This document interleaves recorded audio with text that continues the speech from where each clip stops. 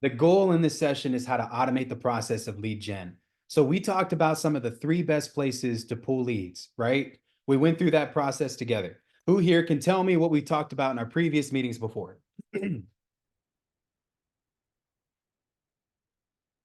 Come on, guys. Who can tell me? You can unmute yourself too. I don't mind.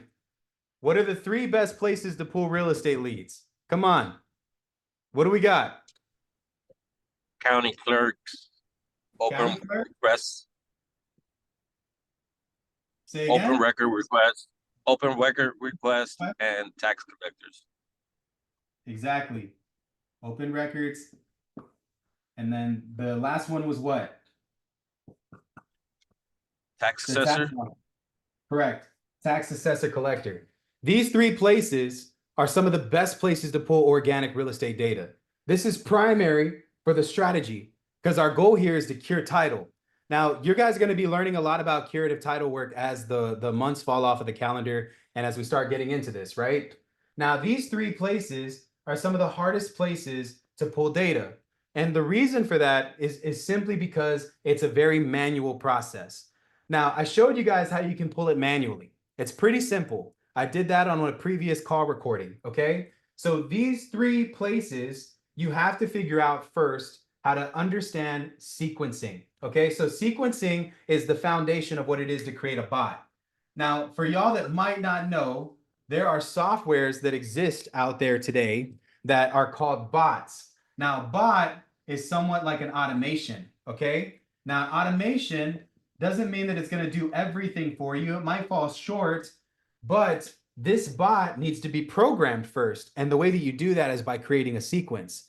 Now, if anyone here has used a computer, put a 1 in the comments. And my God, are we living in 2024? So it better be everybody. Okay. If you are utilizing a computer, everything you do on that computer is a sequence. It's something that has a beginning and something that has an end. Okay. Meaning that when you want to do something, you can easily pull it up on the internet. And then when you're done, it's over. Okay.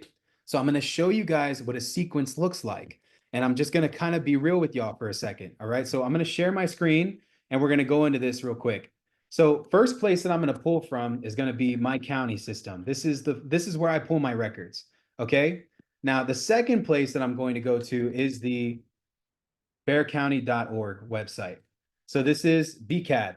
If you're in the San Antonio market, what you're looking at right now is the appraisal district. So, Bear County has its own portal where you can access property information. You go here and you click on property search, and then there's this little thing that pops up that allows you to search through records, right?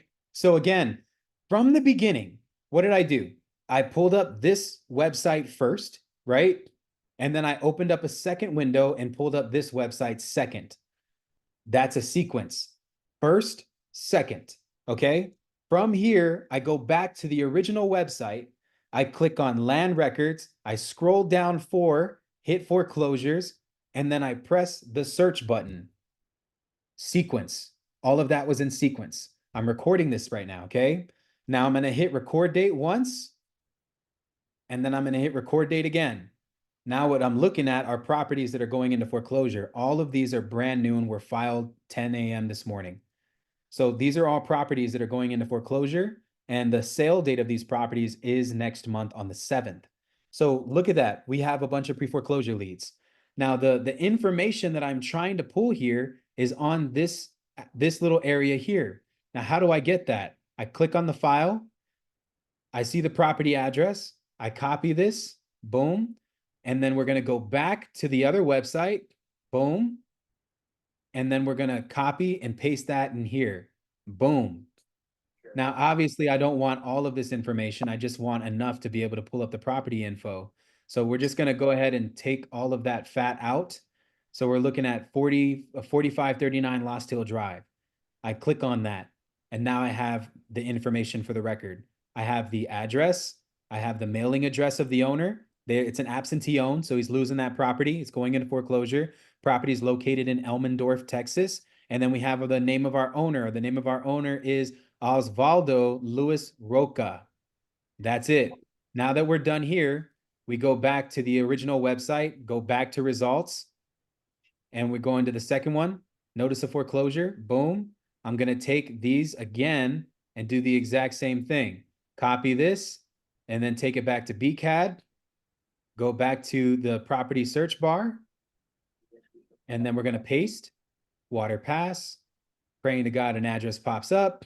There's the owner. This individual is going into foreclosure, click view details, and then we get all of the information again. Another absentee owned. Person lives in an apartment, property is going into foreclosure, property is located in Elmendorf. And I'll pause there. What I just showed you guys was a sequence, okay? This sequence of events is part of what it is to create a bot. That sequence repeats over and over and over again. That's what essentially a bot does. And so the type of bot that we're trying to create here is called a scraper, okay? Now, the cool thing about scrapers is you can build them yourself using ChatGPT. Easier said than done. Or you can pay someone to do it. All right.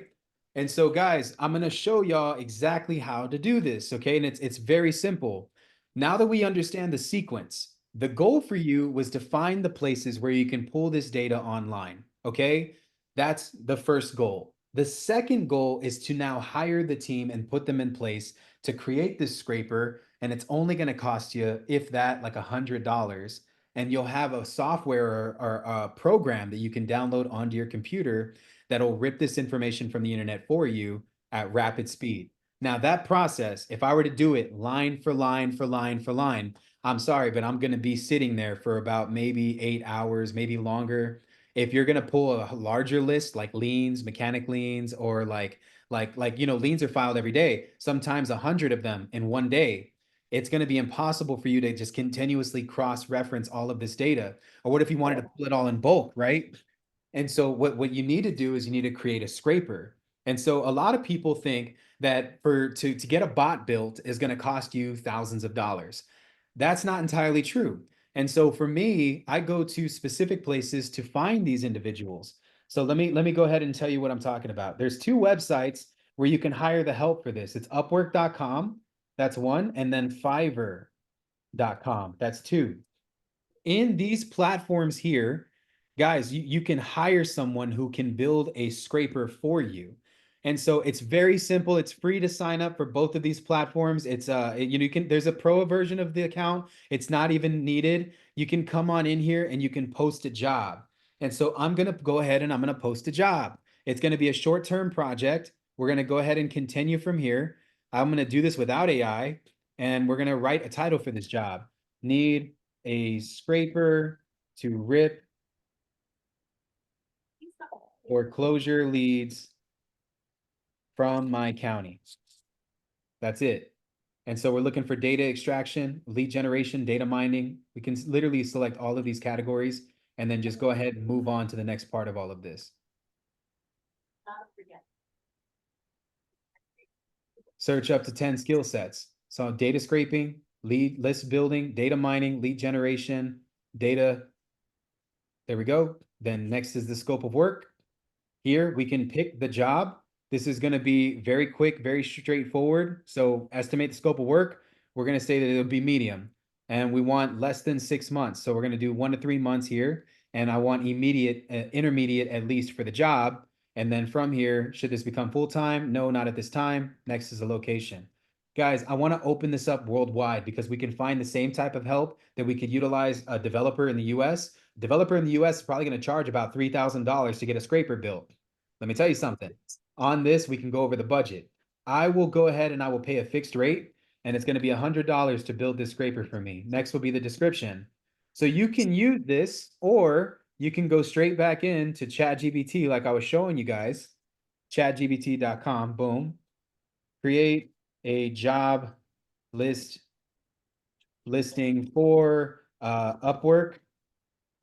The task I am needing is a county bot scraper built for me. That's it. Here's a concise and professional job description. I am seeking a skilled developer to create a custom bot that scrapes publicly available property data from county websites. The bot will be used to collect specific real estate related data efficiently and effectively, whatever. So then we just take this and then copy and paste that whole thing. Copy, and then go back to our job description and then paste. And now we have the whole job description built out for us. We can even add screenshots of what it is that we need, right? So we can put screenshots of the county websites that we're trying to rip data from. We don't have to on this, but I'm just going to go ahead and show you guys. Review job description. Next, finalize job. There you go. So we can just post as a standard job thing for free. And now we have our job posting and it's live. This is probably going to hit very soon. So like, guys, you can even invite freelancers to it.